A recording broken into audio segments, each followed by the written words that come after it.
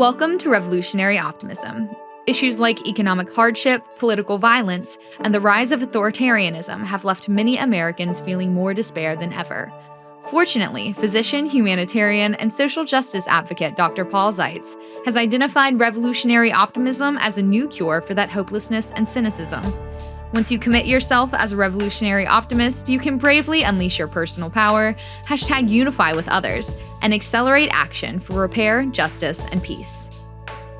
On this podcast, Dr. Zeitz is working to provide you with perspectives from leaders on their strategies for overcoming adversity and driving forward revolutionary transformation with optimism.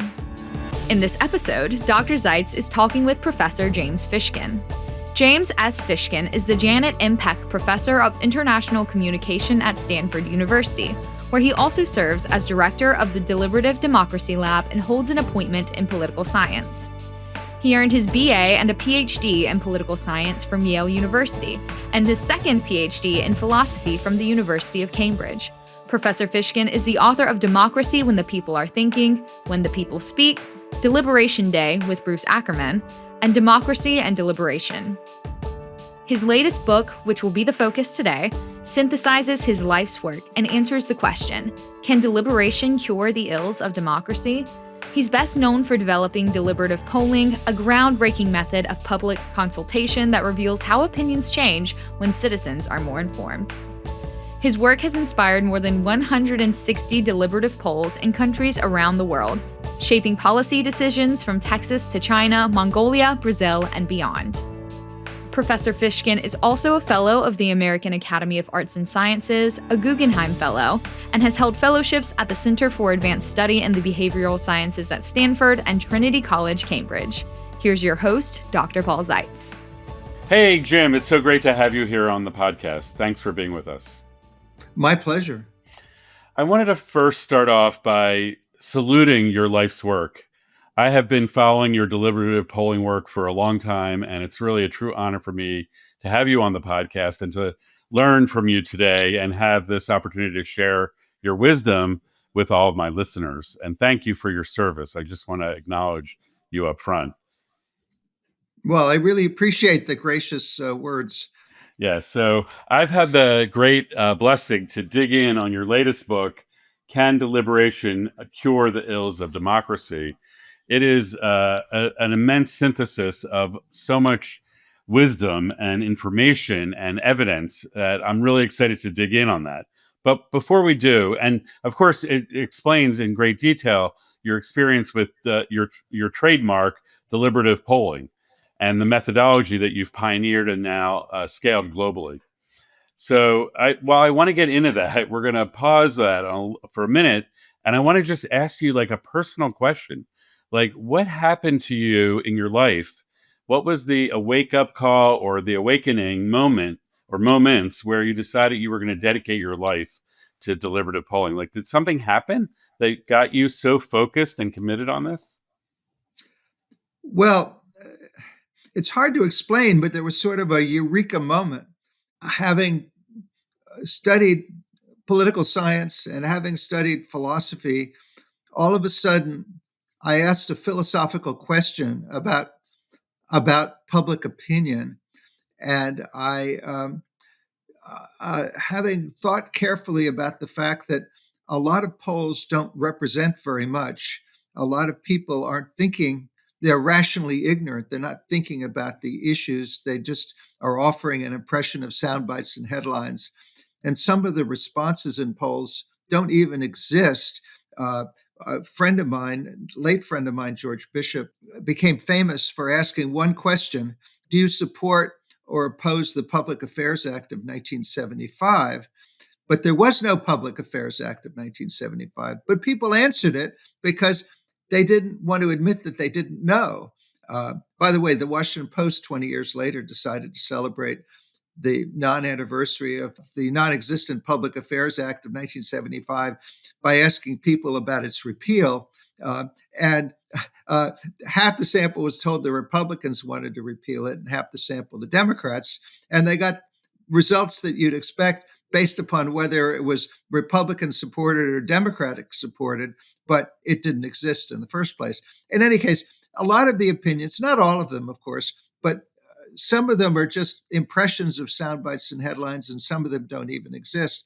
So I asked myself a sort of counterfactual, if you will, philosophical question: what would the people think about issues if you had good samples, but if they could have an opportunity to really think in depth about the issues, and what would that be? And then my answers were just common sense about the conditions, vetted, balanced briefing materials, video versions of the briefing materials for those who are less literate or not comfortable with that elaborate document, moderated small group discussion with diverse others, and opportunity to ask questions of competing experts who would answer from different points of view. And that basic model and idea have held up now all those years since. In When more was than that eureka 100. moment? Was there a moment where that Yeah, light bulb yeah. went It off? was it was in 1988 when I was Okay. visiting Stanford at this Center for Advanced Study in the Behavioral Sciences, where you were supposed to come for a year, think great thoughts. And I Mm. didn't think a lot of great thoughts, but I had that one insight, and I Wow. kept developing it and developing it. And then I wanted to apply it. And I was going to apply it in the presidential campaign of 1992. And I talked PBS into a launch. And so there's a lot of, but then uh, uh, that was the time of the Gulf War when we were launching it. And then the funders backed out because they said that George H.W. Bush was at 90% approval ratings, and it was not going to be an interesting election. I said, you don't understand. Polls are like shifting sands. Mm. Things can change, but they wouldn't listen to me, so it got canceled. So then I went off to England on a fellowship that I had long arranged, and I talked the British into doing it. And Channel 4 did a whole series of them. So I got on an airplane and went back and talked to Jim Lair, who decided that he was going to organize it on PBS for the next round. And so we launched it in the US in 1996. And once we had Amazing. it launched, yeah, so then we had it, and it worked great. It worked great on PBS. It worked great in the UK. And then it started to spread all over the world. It went to Australia. We did a whole bunch of things in Texas. We went to Denmark before referendums. We started. It started spreading organically, but it was just that original insight, just asking a counterfactual, if you will, philosophical question about the work that everybody was doing. And then I Right. realized that when Gallup developed the public opinion poll, he thought it would adopt the town meeting to the New England town meeting to the large scale nation state, because he had this idea. He gave a speech about it, that newspapers and radio would send out the views of different political leaders, and the public would talk it over, and it would bounce back in the poll. But in a way, he was right. And he said it would be as if everybody's in one great room. The trouble is, the room is so big that nobody was paying a lot of attention. You get all kinds of messages through the media, whether it was radio or newspapers in those days, or television and the internet, and people pay attention to what they want. And now our political communication system has fragmented into enclaves or filter bubbles, where Right. people only get the messages that they like, and they don't even hear the other side. And so John Stuart Mill's idea that we have to tolerate error because it will be self-correcting breaks down, because a lot of people never hear the corrections, Yeah. because they're just here or there, one side or the other side. And that produces extremity, as people hear more and more arguments just on one side and not the other. So, Right. That's what you talk about in the book. You talk about party factions. That's what's happening with our information flows right now. So I right. think what I'm learning here is that you had a eureka moment, and you asked the question about how could you make polling more effective, basically, by Right. creating a process by which people can learn together and then deliberate together and then come to their own determinations about political issues or policy issues. So Right. it's like an But enhanced polling. So deliberative right. polling is really maybe the Well, future of polling in a way. if you accept the aim, a lot of people would not accept the aim. I mean, some people just want to describe what people actually think. I'm interested in what people would think if they had a chance, if they were engaged to really think about the issue, and then I represent that. Although we now have a scheme for scaling the process, so we close the gap between what they would think and what they actually think. But Okay, well, wait. Before you get into that, yeah, yeah, let's hold uh, on that for a minute. So you had this eureka moment. What I am amazed about your life's work now, even more than I, is that you not only had this idea and you operationalized it, and then you brought it into the public sphere, right onto the media. And I think of all the actors and leaders in deliberative democracy, you are the best at that. You get your work on the news or on TV and you get it covered. And that is an extraordinary contribution because it's not like theoretical, it's not just imaginary, it's not just academic. You've made your work pragmatic and real world so you can go to scale. And I just admire that so much. I just want to like make the well, point that thank you. you did that immediately in 80, like you did that right out of the back, right out of the gate, which I hadn't realized. So thank you for sharing that bit of your story. I really think that's an important part of your leadership. Now it's 2025. We're recording in mid-October. We're in the early stages, the ninth month, if you will, of the second Trump administration. So, since your book says, "Can deliberation cure the ill of democracy?" I wanted to ask you if you could put on your diagnostic mind and give us like an assessment, help us make sense of what is happening in our country now. What is the state of our democracy? What do you think the major risks are? And then we're going to transition from that analysis of our U.S. democracy right now into a deeper dive into your book and deliberative polling. Well, when I formulated the title, "Can Deliberation Cure the Ills of Democracy?" I was thinking of the long term because even when our competitive democracy is working well, it's not really realizing the will of the people. It's just party competition democracy, no holds barred in terms of any method of manipulating public opinion for gain on both sides. And so I'm looking to help foster, create, at least create dialogue about a more robust form of democracy where the people are actually thinking about the issues and their conclusions are consequential for what's actually done. And so we've had a lot of particular examples around the world where we've implemented that. Now, right now, we're obviously in a crisis because the polarization between the two parties has increased so dramatically that decision making is deadlocked. And the public is so divided that they really have members of the two major parties have lost respect for each other, and they've increased their affective polarization, their Mm. dislike for each other.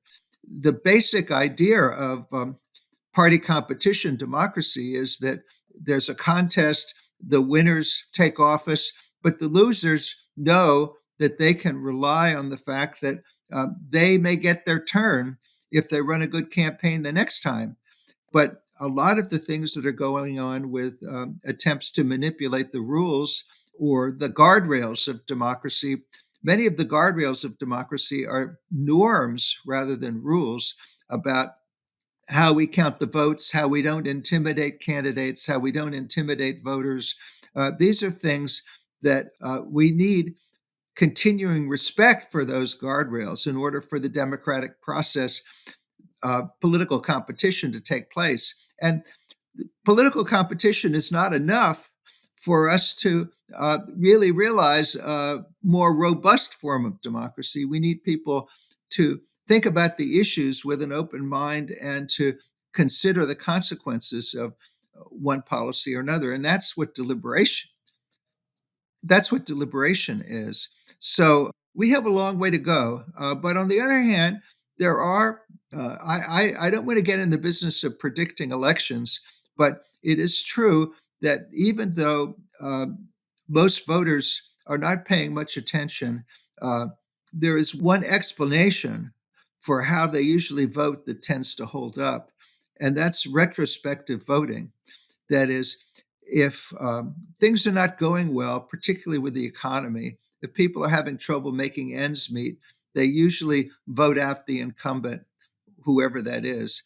And so, if you think about the policy consequences of a lot of things that are going on now, the giant threat of retrospective voting uh, may right the ship over a period of time. But I don't want to make predictions about elections. What I'd rather do is focus on my message in the book, which is a long term vision. Okay, got it. Thank you for sharing that. And the idea of retrospective voting, I hope that that can come to pass. There is a lot of concern right now about the Project 2025 authoritarian project actually capturing the election, manipulating the rules, and entrenching their power. So it's the normal, like the norms of retrospective voting that you described may not even be possible. So we don't know yet, as you say. So I get that it's a long term project, and I wanted to dig in now on the book, and I wanted to ask you, for some of my listeners who may not know exactly what we're talking about when we say deliberative polling, if you could I'll give you a couple minutes to give us a quick deliberative polling 101, so that everyone understands it, and people will walk away understanding that they want to learn more about this. So if you could do that for us now, that would be great.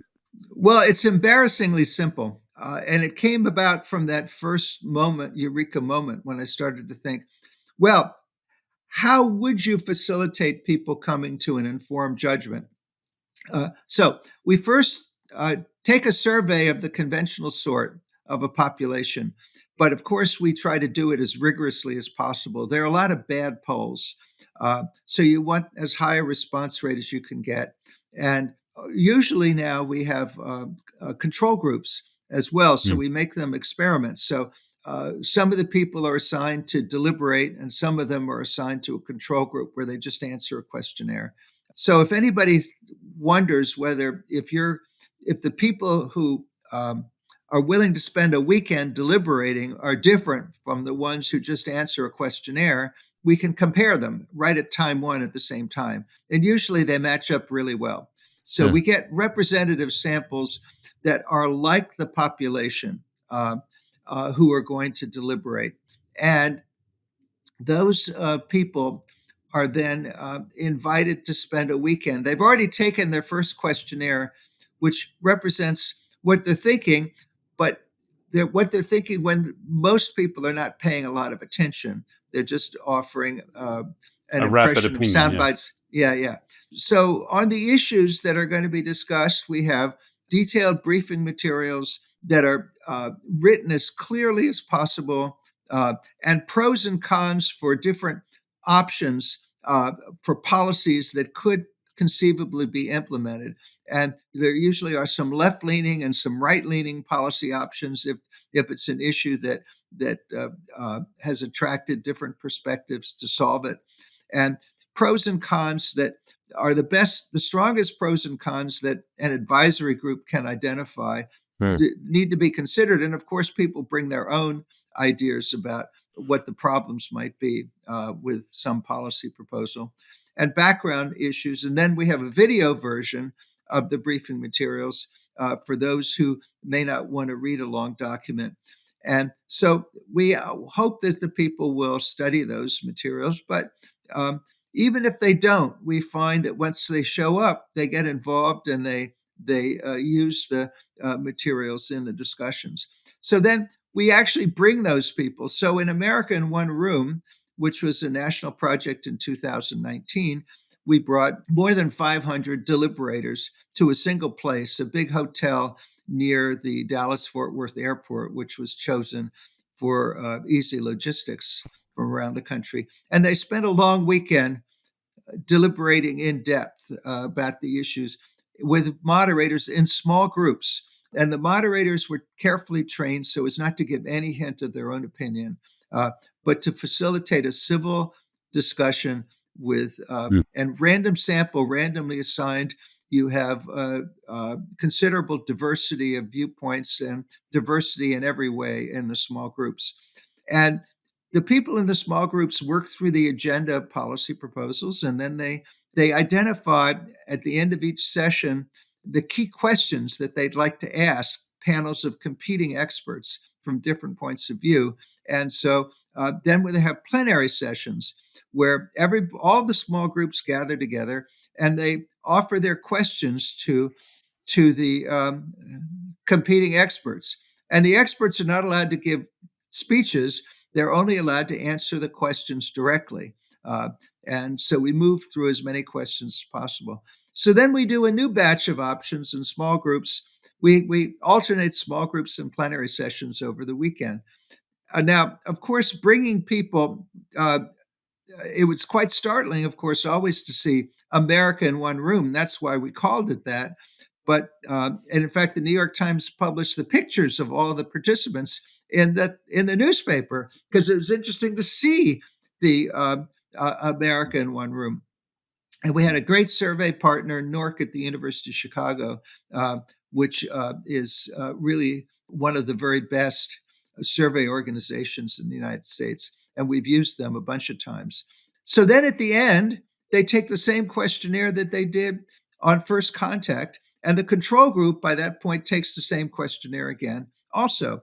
Mm. And so it's an experiment to see the effect of the deliberative process. So that's the basic idea. Then what we did also is we followed up with them a year later, the treatment group and the control group, to see how they voted. And that also was so striking that it also made the New York Times. But we also wrote about both in the American Political Science Review as we sorted out why we got these changes. And I just want to say the most dramatic. So I invented this, as I said, in order to assess what the people really would think under stipulated good conditions. Yeah. Now, but as the country and as the most countries around the world have become more polarized, there's a second very striking phenomenon that happened, which took me completely by surprise, and it shouldn't have, but it did, which was this very dramatic depolarization across the competing political parties or across whatever big differences there are.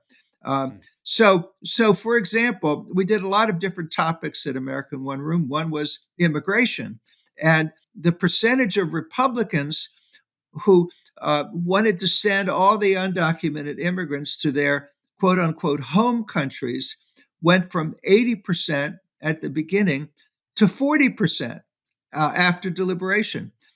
That's a drop of 40 points. Yeah. I mean, that's an earthquake in public opinion. You never would see that such a change in the mass public if you were just doing a series of polls, or almost never. And the Democrats also changed it very dramatically on some of the economic issues, where as much as 40 points. So on I can't remember which ones were 40 points, but very big changes on universal basic income, on this voucher system to give to each child who was born. There was a redistribution scheme, and on Medicare for all, there was a very big change as people realized that they didn't want to give up their private health insurance. Right. So people on both from both party factions evolve their thinking and shift towards a kind of common sense win-win solution. That's right. Now, that doesn't mean they always move towards the middle. They move closer together. So on the climate change one that we did, it was the Republicans who moved to the pro climate change position on a whole bunch of issues where they had been very negative about climate change. But the Democrats didn't move towards the Republicans on most of those issues. So it was, the mean positions of the two, the average positions of the Republicans and Democrats moved much closer together, Right. dramatically so.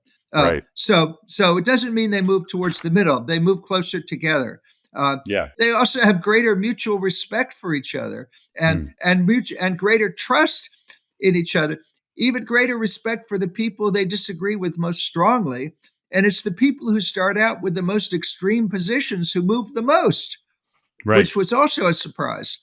Right. Interesting.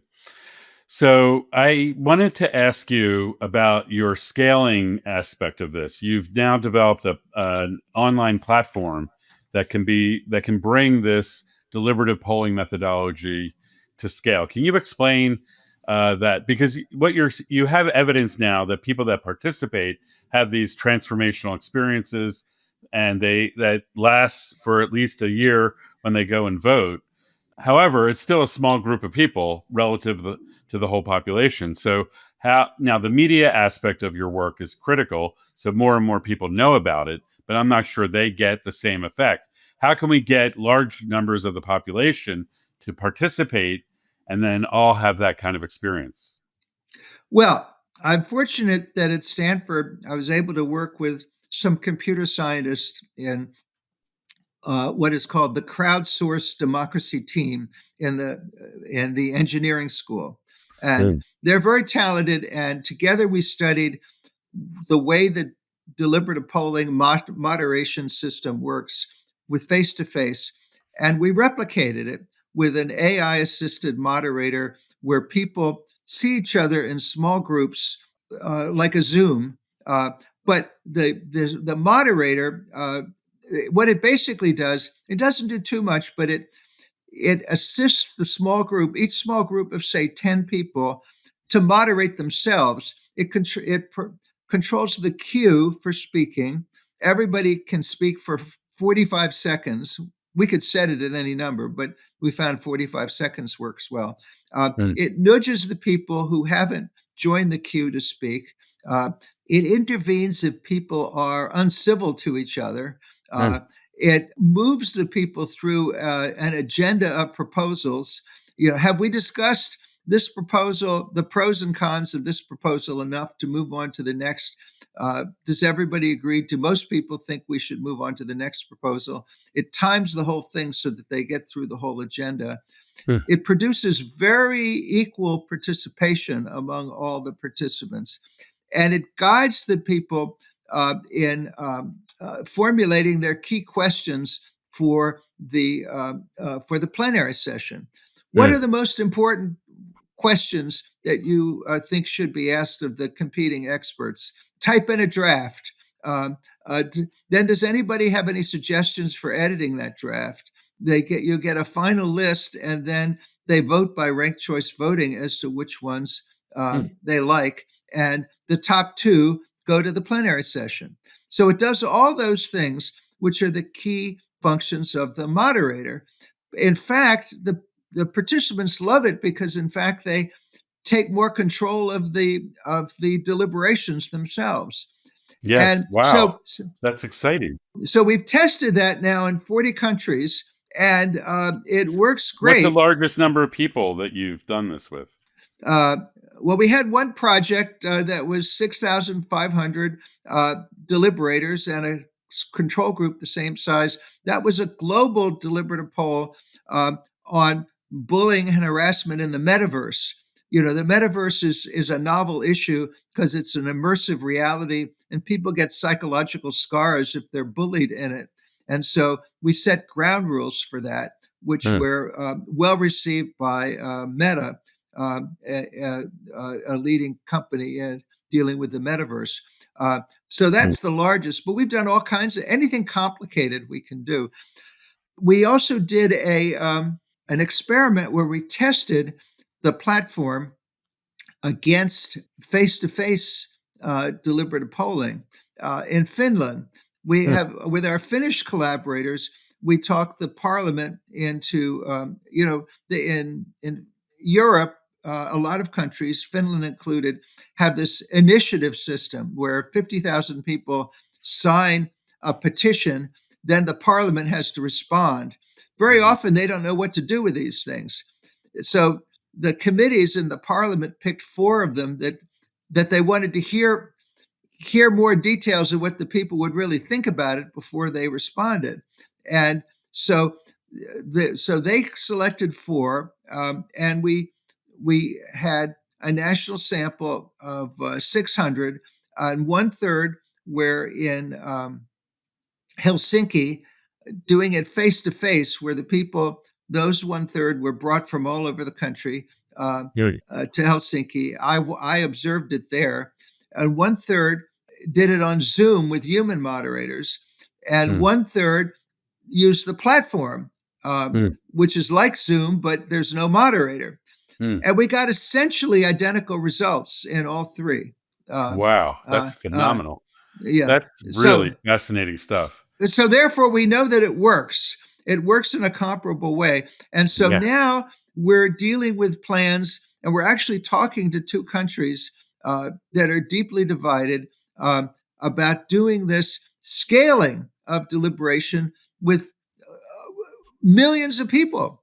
And I'm spending most of my time commuting back and forth and on early morning Zooms, because one of them's in Europe and the other one is in Asia, and late at night.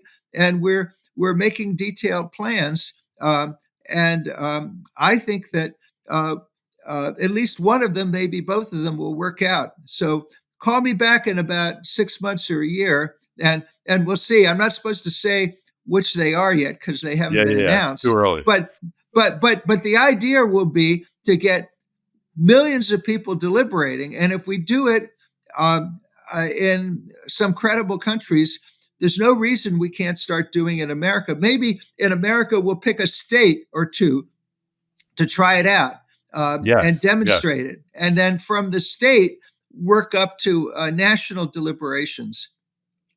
yes. By That the way, sounds just to great. clarify, we're doing it for the byproducts.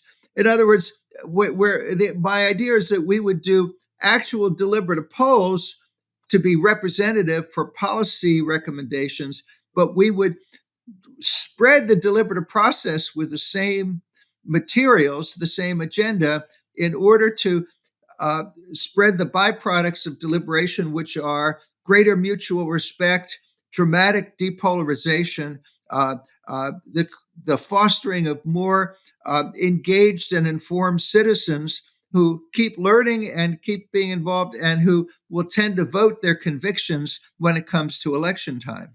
Yeah, that sounds exactly what our democracy in the United States could use. And I am excited to hear about these scaling opportunities. And I have been talking to Alice and your team about our work in the United States, about scaling it at 13 state level as a starting point, and really trying to transition from what we call a dark money driven democracy to a citizen driven democracy, and how deliberative polling could be a central operational way to bring that into reality.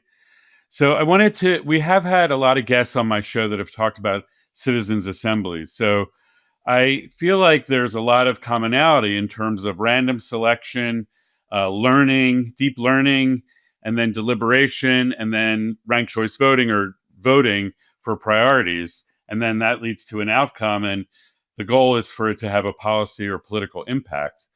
Are you supportive of both and, or do you see them as all striving towards the same direction and different circumstances they each can be applied, or are they complementary?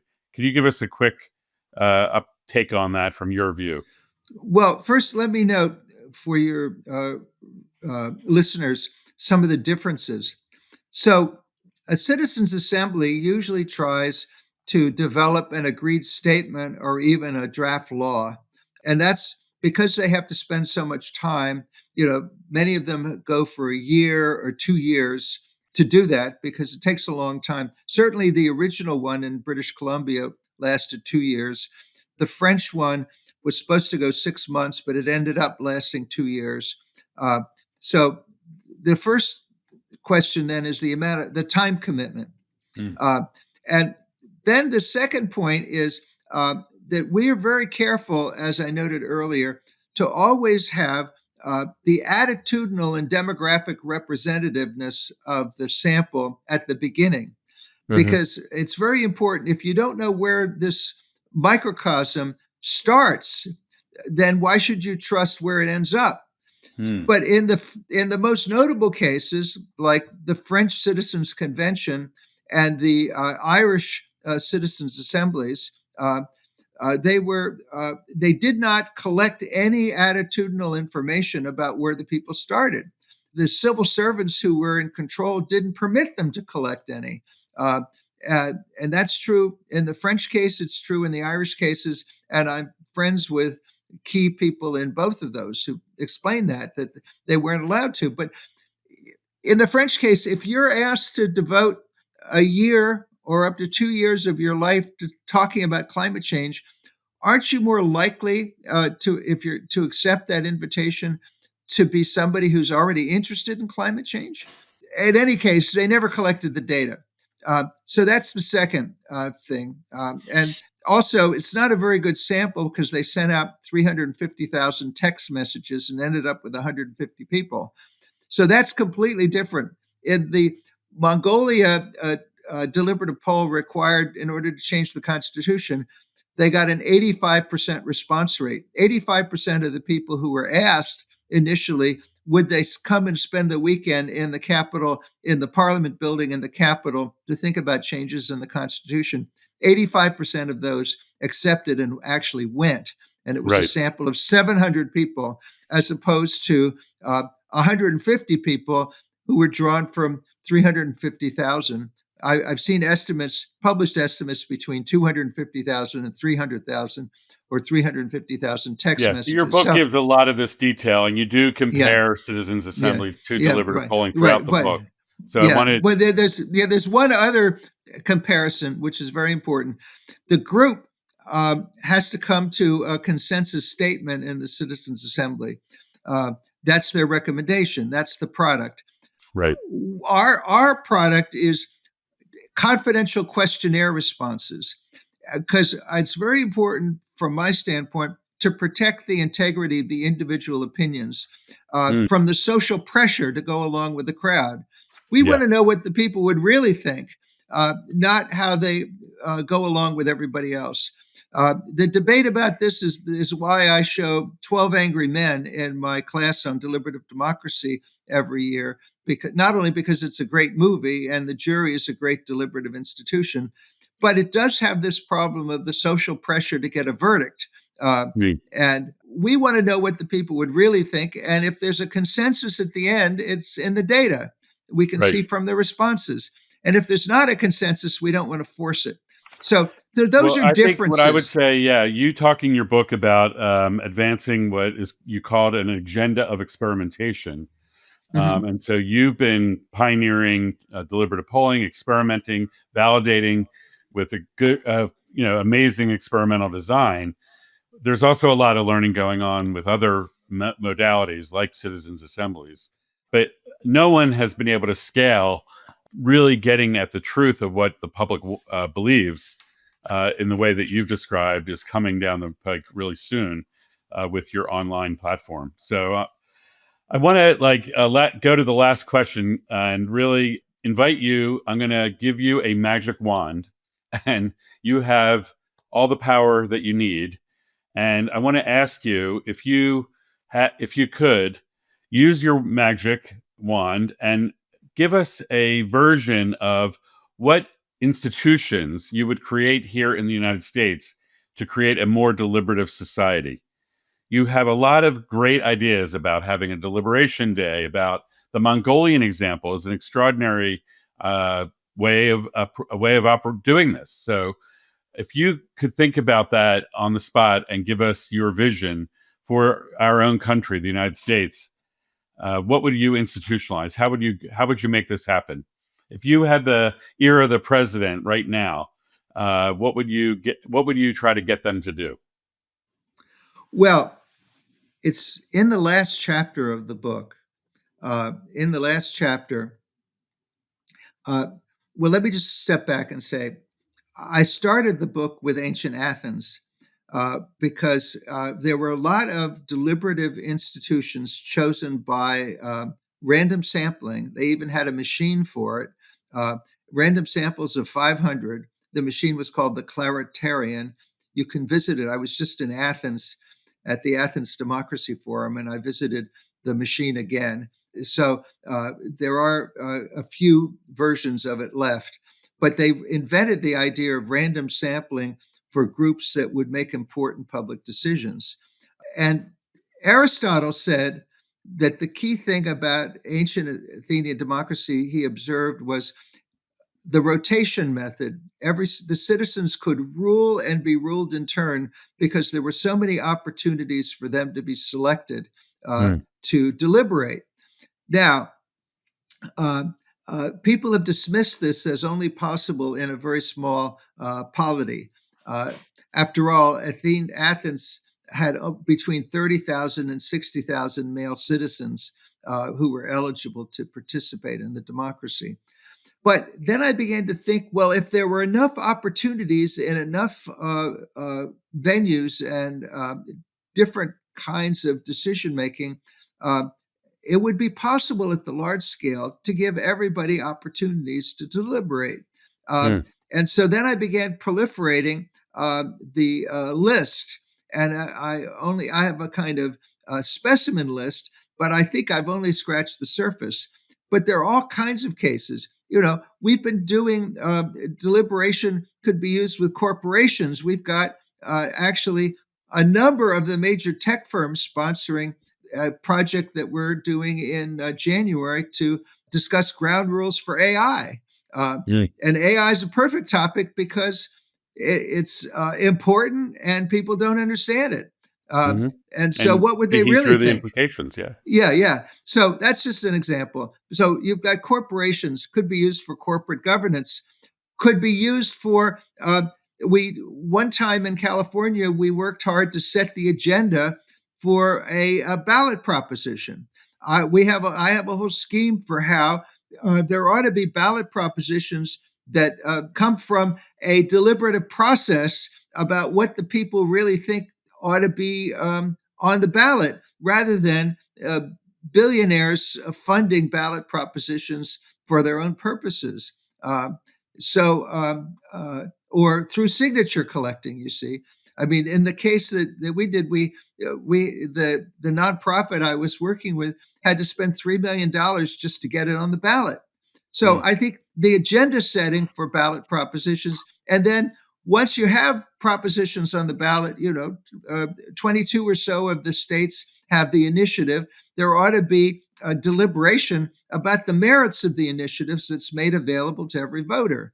Uh, mm, and I think it ought to come from a sample size that's reasonably large, mm, not the size of a jury, which is what's being done now. It's really too small to be representative. Uh, right. so then I think that it should be. We've You mentioned my colleague Alice Sue, who's been very entrepreneurial about lots of things, especially spreading deliberation into schools and in the universities. Mm, It's really an improvement in civic education if you mm, get people to deliberate. It's an active form of learning rather than the normal ways in which classroom discussion, particularly on civics, proceeds. So mm, then, before state and national elections, there could, in theory, be a deliberation, a day of deliberation that's properly organized. It could be sure. done on something like our platform or a successor to it, to make it really easy for people to spend one day deliberating, and where they're randomly assigned to be in groups with others, so that Right. the whole experience of spending a day of deliberation would greatly improve our exercise of choice Yeah. in elections. And I've just the list goes on and on. But once if you think of the regulatory process, one of the great successes we had, which we blundered into, was in Texas, where the Public Utility Commission required that the big electricity companies all consult the public about their integrated resource plans. How are they going to provide energy, electricity in Texas? Because Texas is growing fast, still growing fast. So how are they going to do it? Are they going to invest in coal, natural gas? Later, nuclear became an option again, but coal, natural gas, wind power. Are they going to invest in conservation to limit the need for more electricity? These are complicated choices, and the public knows almost nothing about them. The earliest discovery of non-attitudes or phantom opinions was by the political scientist Phil Converse, who decided that there was no opinion there in a panel study from the American National Election Study with some questions about electric power. The public couldn't even They don't know the details. Yeah. They don't know. Yeah. And so, but they answered anyway. Right. Because so the question was, all these regulatory agencies have needs to consult the public. What they have now is a public comment system, which is manipulated by lobbyists to drown out the public, and those are the people who are especially interested in commenting. Why not get a random sample to think about the issues and offer public input? Right. I love the Texas example because it ended up leading to a big increase in wind energy in Texas. And most people wouldn't have thought that would have been possible. So I think you've given us a lot to think about. There's more in the book. The Democracy Day, the Mongolian government has actually established a process and an agency that does deliberative polling, and as part of constitutional upgrades that are made in that country. So there's lots of potential applications. So I want to salute you again for your life's work, your ongoing work, for bringing this to scale. The genie's out of the bottle, as I've learned to say. This idea is coming out when it's like an idea whose time has come. And I'm so excited that it's getting traction, and I think that will continue to expand in the days and months ahead. So thank you, Jim, for your leadership, for your encyclopedic knowledge, and for getting it to happen. You're one of these people that gets stuff done, and I just salute you for that. So thank you for your service. Thank you. It's a great pleasure.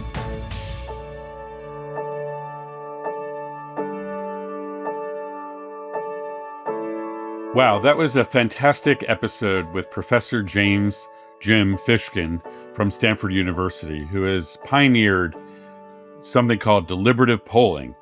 And it's a method by which to get the public's perspective after some deep learning and deliberation, and to use that information to affect policy. Deliberative polling can have a policy impact, as has been shown in Mongolia, where there's a law that establishes deliberative polling, and it comes up with recommendations for constitutional transformation. Excitingly, Jim is now working to scale to millions of people participating in deliberative polling in a couple countries, and we're also seeing some demand building here in the United States at the state level for deliberative polling at a large scale. So this is a huge revolutionary approach that is an idea whose time has come. And I can only imagine that Jim's brilliance and persistence in bringing this to reality is driven by a deep optimism and a deep hope that we can create a better future for all of us. So thank you, Jim, and keep going. Don't stop. We're on the cusp of a breakthrough.